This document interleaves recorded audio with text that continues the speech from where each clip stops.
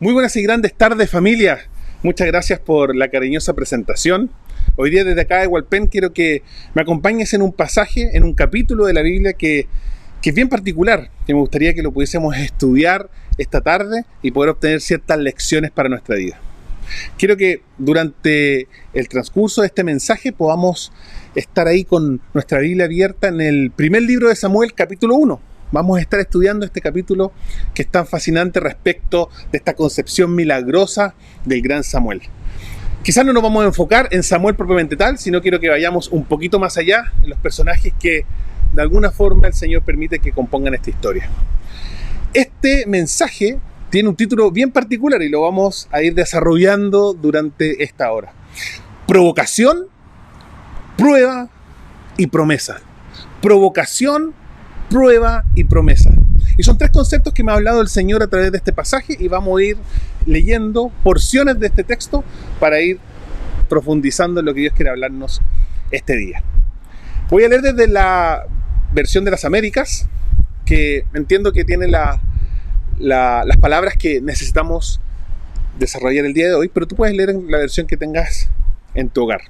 Había un hombre, dice el verso 1, en Ramataim de Sofim, de la región montañosa de Efraín, que se llamaba Elcana, que era hijo de Jeroam, hijo de Eliú, hijo de Tohu, hijo de Suf, efrateo.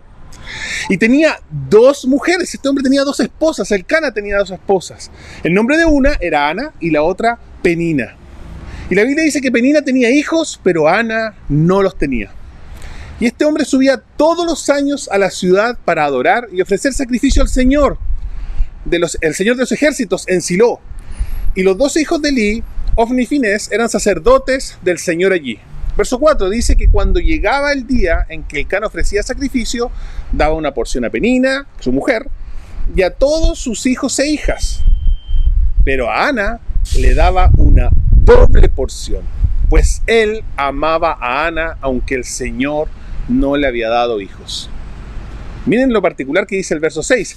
Y su rival la provocaba amargamente para irritarla, porque el Señor no le había dado hijos. Esto sucedía año tras año. Siempre que ella subía a la casa del Señor, la otra la provocaba. Y Ana lloraba y no comía.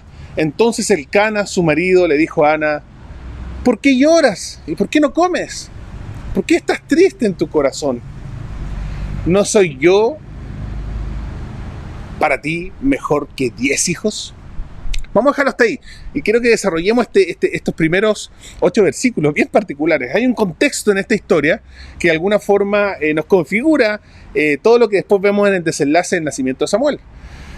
Y aquí hay tres personajes bien particulares: Elcana y sus dos esposas, Ana y Penina. En esos tiempos, en el tiempo de los patriarcas, tener dos esposas quiere decir que era un hombre bien posicionado, me explico, un hombre rico, un hombre que probablemente tenía haciendas, tenía sirvientes, porque además subía todos los años a Silo a ofrecer sacrificios, algo que no podían darse como lujo la mayoría de los israelitas en estos tiempos. Y Ana era casada con este hombre rico, y podíamos decir que vivía muy bien, tenía todas sus comodidades, tenía su gran dormitorio con baño en suite, su terraza, podía tener muchas cosas, me explico, pero era estéril. Y lo particular es que quizás ella podría haber tomado una actitud de decir: bueno, esta es la voluntad de Dios, me explico, la voluntad de Dios quizás es que yo no tenga hijos. Pero Dios no permitió que ella se conformara con esa condición. Y esto nos lanza el primer desafío. Y quiero hacerte esta pregunta ahí en tu hogar. No necesariamente porque tú te acostumbraste a una condición de tu vida, significa que sea la voluntad de Dios. Sabemos que para toda mujer hebrea era muy importante tener hijos, y sobre todo un hijo varón. Génesis capítulo 3, verso 15, lo que se conoce como el protoevangelio, la primera profecía mesiánica de Cristo Jesús, dice que el Señor le dice a la serpiente: pondré enemistad entre tú y la mujer, entre tu simiente, le dice la serpiente, y la simiente de ella. Y la simiente de la mujer te herirá en la cabeza. Tú lo herirás en el calcañar. Por lo tanto, cada mujer hebrea anhelaba poder ser la madre de aquel Mesías que aplastaría la cabeza de Satanás. Y vemos a Ana que de alguna forma no tenía la oportunidad de ser madre. Pero el problema más grave aquí no era la esterilidad. O podríamos decir, no era solo la esterilidad, sino lo que vemos acá en la Biblia es que Penina, la otra esposa de Elcana, sí tenía hijos. Y por lo que leemos en la Biblia en plural, hijos e hijas, probablemente tenía muchos hijos, lo que nos manifiesta con claridad que el problema no era quizás de Elcana, sino abiertamente el problema estaba en Ana. Y ponga atención lo que dice el verso 6. Su rival, Penina, provocaba a Ana amargamente para irritarla, porque el Señor no le había dado hijos. Hijos que tenía Penina, aumentaba la amargura de Ana. Y vemos que en realidad esto no era simplemente una condición de Ana, sino que había una intención de Penina de enviarle a los niños a la tía Ana, vayan a molestar a su tía. Y eso irritaba amargamente y provocaba a Ana. La provocación que ejercía Penina claramente irritaba a Ana, enojaba a Ana, entristecía a Ana, porque el Señor no le había concedido ese tremendo don de poder ser madre. Y ciertamente la provocación no es cómoda. La provocación es irritante, es frustrante, ¿cierto? Pero lo mejor es que la confrontación también y la provocación generalmente apelan a lo que yo soy, confrontan lo que yo soy. Y también ¿saben lo que hace la provocación? Abre ciertos apetitos, inspira búsquedas en mi corazón. ¿Te ha pasado a ti?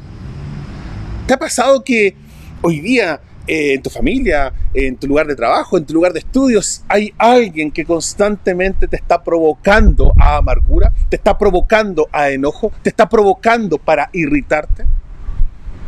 Y uno podría decir, oye, este es un enviado del enemigo, ¿me explico? Pero aquí vemos que había un propósito. La Biblia dice que Penina la provocaba porque Dios no le había dado hijos. Como que en cierta forma, y en otras versiones incluso lo puede dejar un poco más claro, había una intención que Dios permitía la provocación, o podríamos decir redundantemente, Dios provocó que Penina le provocara. Porque Dios, hijo de Dios te digo, tiene métodos bien particulares para movilizar nuestros corazones.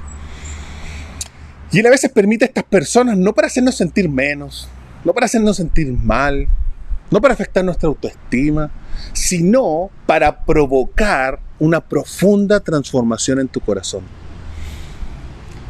Quizás si tienes la libertad de que ya has identificado personas que Dios ha permitido o situaciones que Dios ha provocado para provocarte, compártenos en el chat. Si tienes la libertad de poder ir retroalimentándonos, cuéntanos. Sabes que en realidad sí hay una persona, hay una situación, hay una circunstancia que provoca en mí un apetito, que provoca una búsqueda. Vamos a ver cómo Dios trabaja con esto. Si estás con alguien ahí en tu casa o en el lugar donde estás viendo esta transmisión, míralo y dile, ¿sabes qué? Dios te está provocando.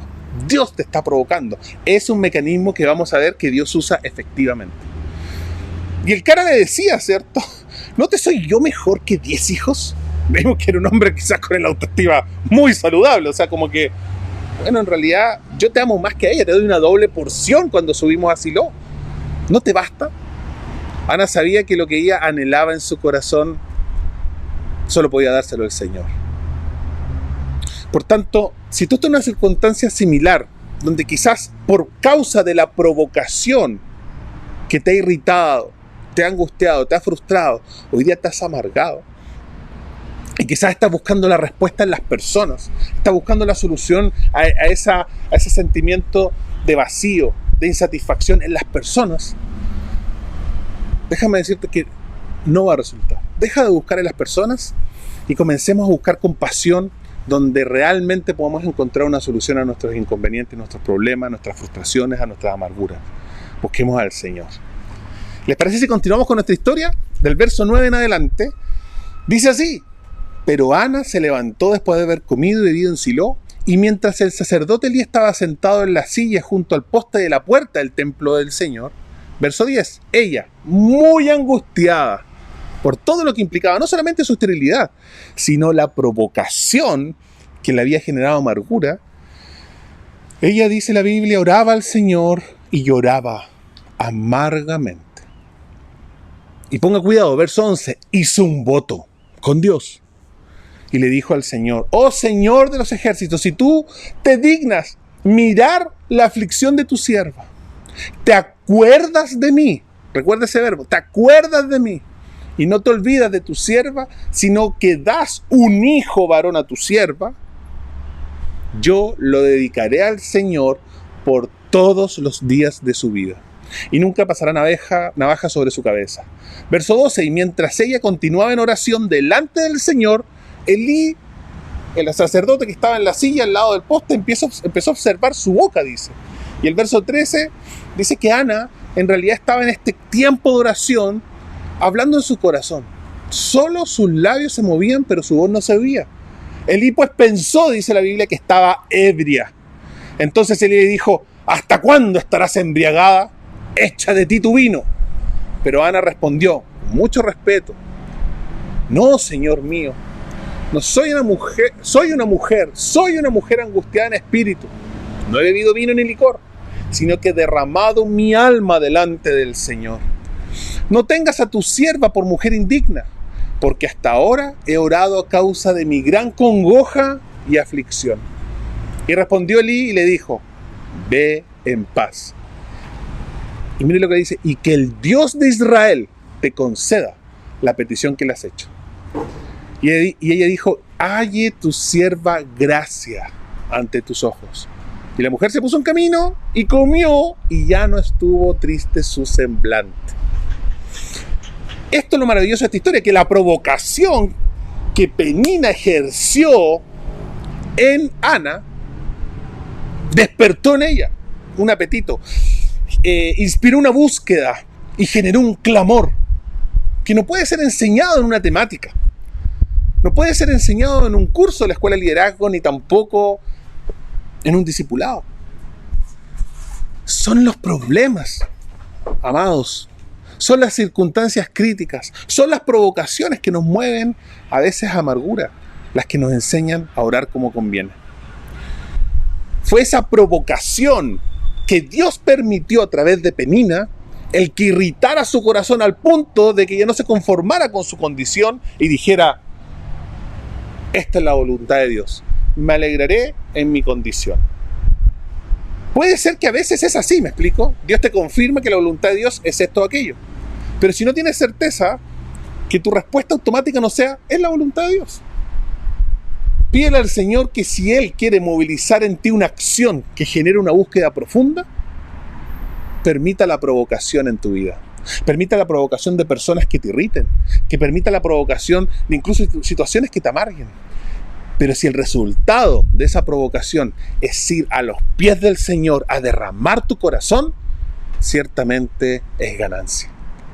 ¿Y cómo estaría orando esta mujer, me explico, ahí en la presencia del Señor en Silo? Que el sacerdote pensó que estaba ebria. Yo creo que ese tipo de clamor es el que Dios busca en nosotros. Y la provocación de Penina había generado justamente esa hambre y esa sed de buscar en el corazón de Dios una respuesta. Conozco personas que han quedado cesantes y envían un mensaje al grupo de WhatsApp. Estimados, les pido oración para que Dios me dé un trabajo. Y luego se sientan en su cama a ver una serie y dicen, cumplí porque sé que hay un grupo orando por mí. ¿Tú crees que eso es lo que realmente moviliza el corazón de Dios? Vemos que en realidad la acción inspirada por esa provocación generó una búsqueda en Ana mucho más profunda.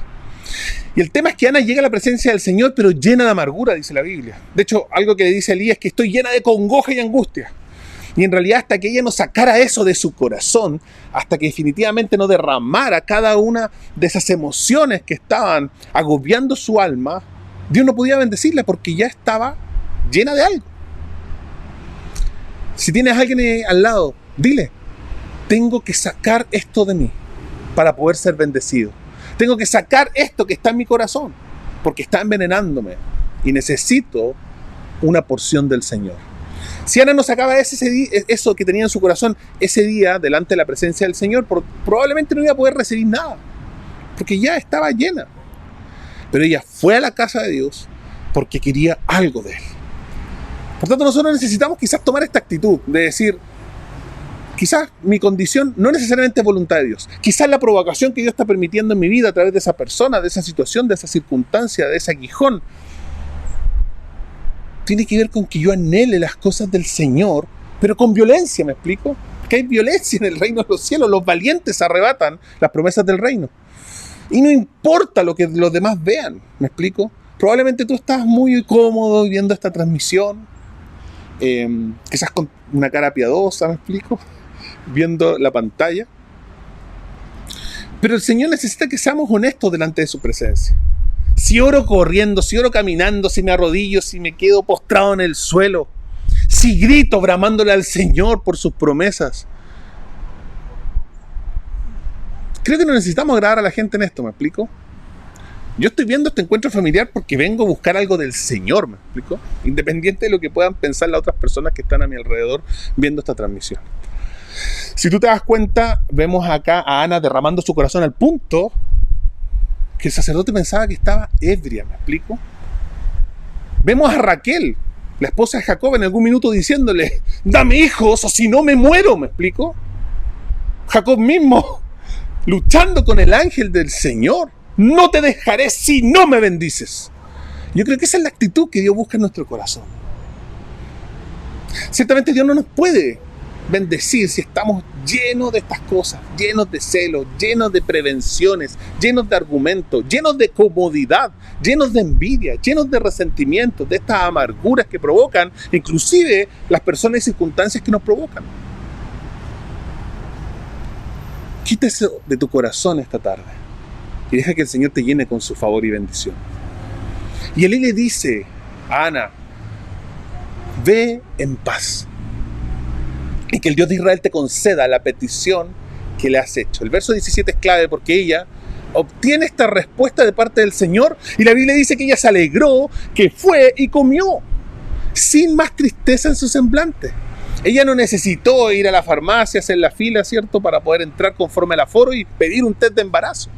Ella sabía que el escenario estaba preparado, porque ella, producto de esa provocación, llegó a la presencia del Señor, derramó su corazón delante del Padre y el Señor, a través del sacerdote, le respondió lo que ella necesitaba escuchar.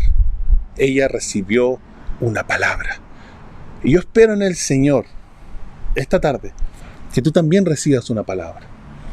Y que así como Ana llegó a Silo de una forma y salió de otra, yo espero en el Señor que el día de hoy, al terminar esta reunión, tú seas distinto a la persona que se conectó al comienzo de este encuentro familiar. Y el tema es que Ana se fue confiada, pero recuerden que ella hizo un voto. Señor, si tú me das un hijo varón, yo te lo consagro a ti de por vida. ¿Cómo sigue la historia? Vamos al verso 19 en adelante. Seguimos en el primer libro de Samuel, capítulo 1. Y se levantaron de mañana y adoraron al Señor y regresaron de nuevo a su casa en Ramá. Y Elcana se llegó a su mujer. Y Elcana se llegó a Ana. Qué particular la forma como lo menciona. Pero lo principal no es eso. Dice, se llegó a su mujer, se llegó a Ana y el Señor se acordó de ella. Verso 20, y a su debido tiempo, después de haber concebido, Ana dio a luz un hijo, varón por supuesto, y le puso por nombre Samuel, diciendo, ¿por qué se lo he pedido al Señor? Y el verso 21 dice que subió el varón Elcana con toda su casa a ofrecer al Señor el sacrificio anual y a pagar su voto, pero Ana ese año no subió, pues le dijo a su marido, no subiré hasta que el niño sea destetado. Entonces lo llevaré para que se presente delante del Señor y se quede allí para siempre. O sea, claro, el Señor le concedió el hijo, pero el hijo estaba condicionado a un voto que ella había hecho. Verso 23, y Elcana su marido le dijo, haz lo que mejor te parezca, quédate hasta que lo hayas destetado, solamente confirme el Señor su palabra. La mujer se quedó y crió a su hijo hasta que lo destetó. Y verso 24 dice que después de haberlo destetado, lo llevó consigo con un novillo de 3 años, con un efa de harina y un odre de vino, y lo trajo a la casa del Señor en Silo, aunque el niño era pequeño. Entonces sacrificaron el novillo y trajeron el niño a Elí. Qué particular esta parte de la Biblia, esta porción. Entonces vamos viendo algunas cosas bien interesantes. Cuando llegaron a casa, de vuelta, ¿cierto?, de que ella estuvo orando y hizo este voto con el Señor, la Biblia dice que el Cana ciertamente se llegó a ella y Dios usó al Cana, pero lo más importante es que el Señor se acordó de Ana. El Cana ciertamente se había llegado varias veces antes a Ana sin ningún resultado, pero es cuando Dios se acuerda que sucede el milagro. Dile a alguien ahí en tu casa donde estás viendo esta transmisión: Dios se acuerda de ti. Él no se olvida de ninguna de sus promesas. Y vemos a Ana que tiene su bebé. Y eso es la fe finalmente, cuando no lo tienes, pero crees de todas maneras que el Señor te lo va a conceder. Y la historia aquí toma un vuelco bien interesante. Y esto nos lleva a la parte 2 del título de este mensaje. Primero era provocación, ahora es prueba. Porque la verdadera prueba de fe es cuando finalmente tienes tu milagro y tienes que entregarlo. Yo solo quiero que tú te imagines cómo es la relación de una madre con su hijo. Me explico, no estamos hablando de una mujer que tuvo un bebé, estamos hablando de una verdadera madre. O sea, cuando nacieron los niños, nació Salvador, cuando después nacieron las mellizas, Isabel y Ariela, claro, yo era el papá, yo era el que oraba por ellos, les enseño la Biblia, ¿cierto? Les doy la visión, los corrijo y todo. Y de cierta forma ellos me ven llegar y papá, me abrazan, papá esto, papá mira lo que hice, papá quiero contarte esto, papá juega conmigo, papá. Pero cuando tienen una crisis, cuando se caen, cuando les pasa algo, finalmente uno ve que acuden a la mamá. El apego que genera una mamá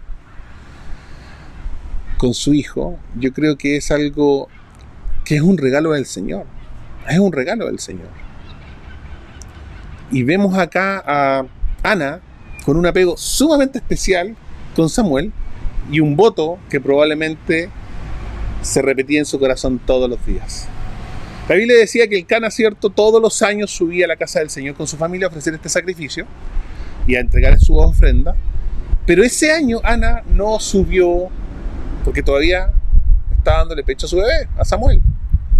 Por lo que sabemos, y algunos comentaristas concluyen, probablemente Ana estuvo un poquito más de 2 largos años con Samuel en un tremendo apego. Pero finalmente ella pactó con Dios que si le daba ese hijo varón, ella lo entregaría para que le sirva en su presencia bajo la tutela del sacerdote. Muchos de nosotros le podemos pedir muchas cosas al Señor y probablemente tú todos los días le levantas peticiones al cielo. Y muchas veces hacemos estos pactos, me explico, estos votos. Señor, si tú me das un trabajo, Señor, si tú me das una esposa, Padre, si tú me sacas de estas deudas, Señor, si tú me sanas de esta enfermedad, yo. Pero muchas veces no mantenemos el acuerdo. Y tenemos acá a Ana entregando a su hijo. ¿Me explico? O sea, si tú eres madre y has tenido un niño de 2 años, y ciertamente fue un milagro que ese hijo haya nacido, entregarlo, me explico, a un tercero, tiene que ser algo muy duro. Y ella deja a Samuel en Silo y vuelve a Ramá, a casa, sola nuevamente. Y Penina con todos sus cabros chicos.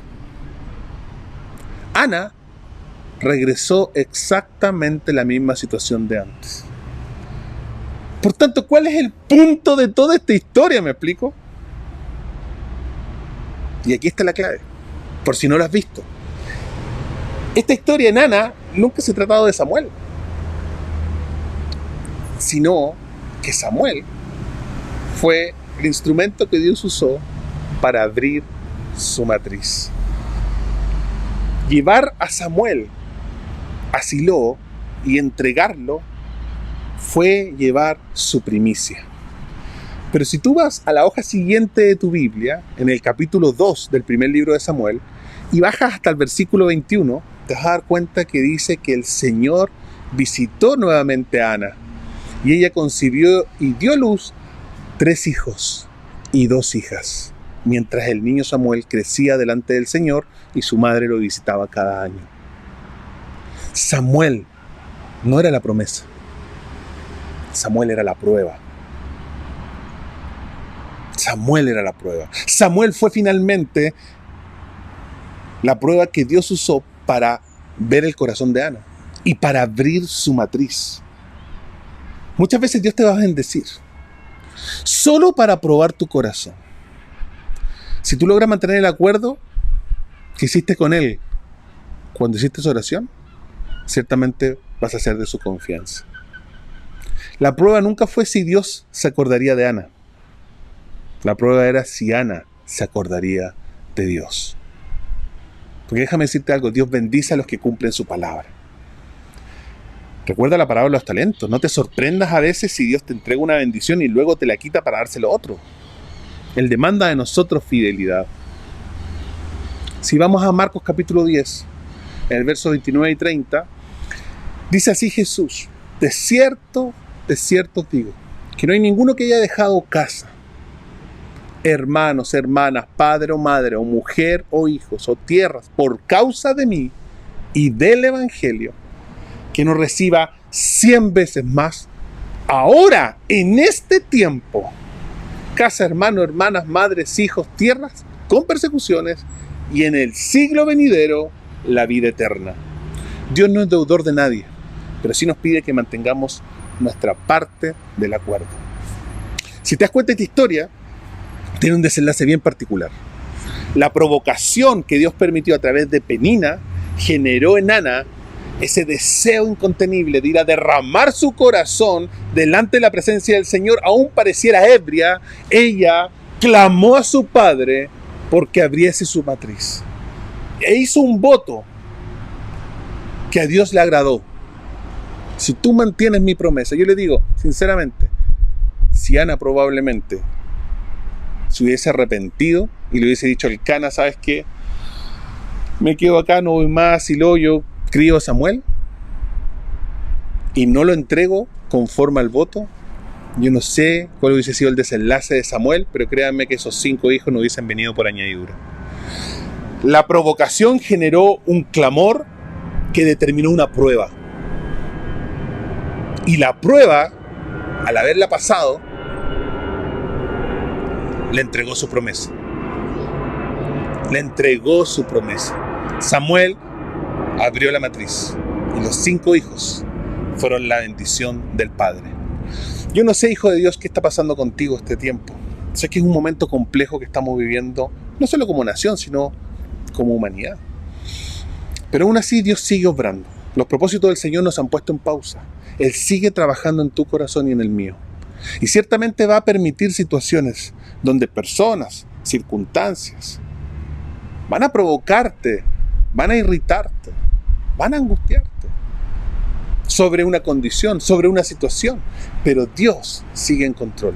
Esa provocación tiene el propósito de que tú puedas ir a la presencia del Señor y derramar tu corazón sin prevenciones, sin estructuras, sin maquinaciones religiosas. Derrama tu corazón delante de Dios y ciertamente Él va a probar tu fe para brindarte la promesa. Ana mantuvo el pacto y Dios la bendijo y la sobreabundó. Yo te animo el día de hoy a entender que cada provocación va a generar una prueba y esa prueba va a añadir una promesa. Y te vas a dar cuenta que valió la pena, porque Dios sigue en control. Puede que hoy día tú te sientas como Ana, te sientas provocada, te sientas inquieto, te sientas angustiada, te sientas amargado, quizás te sientes inadecuado, te sientes irritado. Escucha los testimonios de otras personas en las reuniones, ¿Ves cómo finalmente el favor de Dios se manifiesta quizás en otros miembros de tu ministerio? Y tu corazón se llena de amargura, se llena de angustia. Déjame decirte que esas situaciones, esas circunstancias que Dios está permitiendo en tu vida, no tienen por propósito afligirte, tienen por propósito atraerte a Él, atraerte a que derrames tu corazón. No pidiendo una oración por un grupo de WhatsApp, ¿me explico?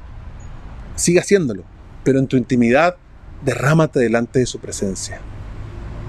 Y haz un voto con Él. Y mantén tu palabra. Y verás cómo el Señor abre puertas que han estado cerradas durante todo este tiempo.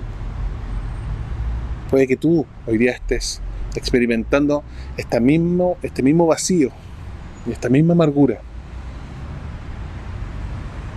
que estaba sobre el corazón de Ana. Y mientras oraba por este mensaje, Dios me daba un pasaje para animarte. Está en Isaías capítulo 54. El verso 1 dice: canta, canta, oh mujer sin hijos, tú que nunca diste a luz. Quizás tú te sientes como Ana hoy día, no con respecto a los hijos, sino hay algo que no fructifica en tu vida. Estás quizás entrampado en algo, te sientes finalmente irritado porque ves que las cosas no resultan, ves que las puertas no se abren, ves que las cosas no suceden, ves que finalmente el favor de Dios no se manifiesta. Y te sientes como Ana. Si te das cuenta en el capítulo 2, Ana cuando concibe a Samuel, ella dedica una canción al Señor. Lo vemos después también en María, la madre de Jesús. Pero una costumbre de la mujer hebrea cantar al Señor cuando un milagro del nacimiento de un hijo venía a su vientre. Pero Isaías revierte eso en el capítulo 54 y te dice: canta, tú, mujer sin hijos, tú que nunca diste a luz, prorrumpen canciones de alegría a toda voz, oh Jerusalén, tú que nunca tuviste dolores de parto, pues la mujer desolada ahora tiene más hijos que la que vive con su esposo. Hoy día yo te quiero invitar a que, independiente de tus circunstancias, independiente de las provocaciones que están afectando tu vida, independiente de la irritabilidad, la angustia, la congoja que puedas estar experimentando porque algo no se está dando conforme a tu esperanza, a tu promesa y a tu expectativa, cántale al Señor. Porque cada una de esas circunstancias te está movilizando a derramar tu corazón delante de su presencia para que puedas ver el fruto de su promesa.